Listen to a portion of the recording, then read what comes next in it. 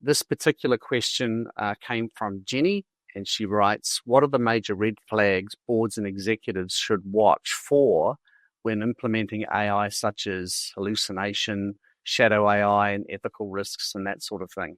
Helen, do you want to pick this up again? Yeah, I'll pick it up from a board perspective, and then I know the other guys will jump in as well. So hallucination, let's start with that one. So AI just really wants to please, it wants to make you happy, and it's going to give you answers.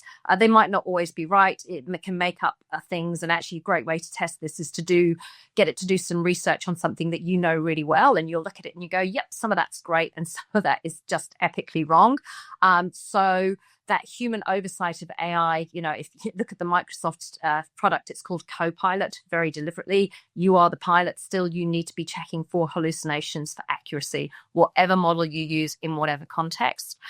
Shadow AI. So shadow AI is where people are using those AI tools, but they don't actually have permission to use them in the organization. So as a board, you have got no oversight of what's actually going on in your organization. And this is the army of secret cyborgs. So these are people who have been really productive, getting a whole heap of work done. They're probably not telling their line manager. So they've actually got a lot of capacity that they're not utilizing and you're paying them for.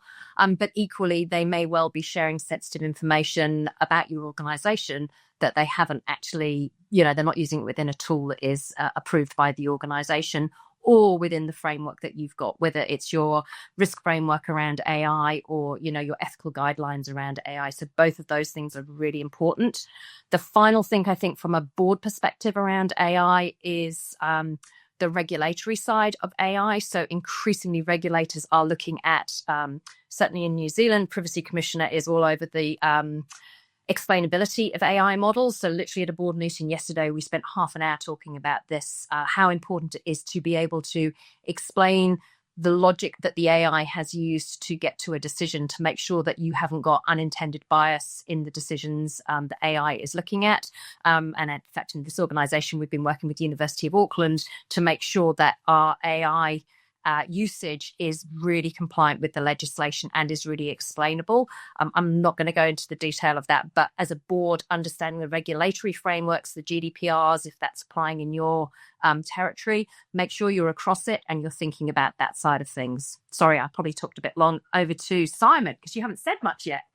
No, well, the important thing is having a clear AI use policy that's a living document that people understand, use, and are committed to at all levels.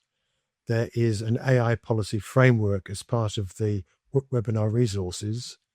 This is an excellent starting point, but it is no more than a draft. You need to adapt that to suit the needs of your particular organization.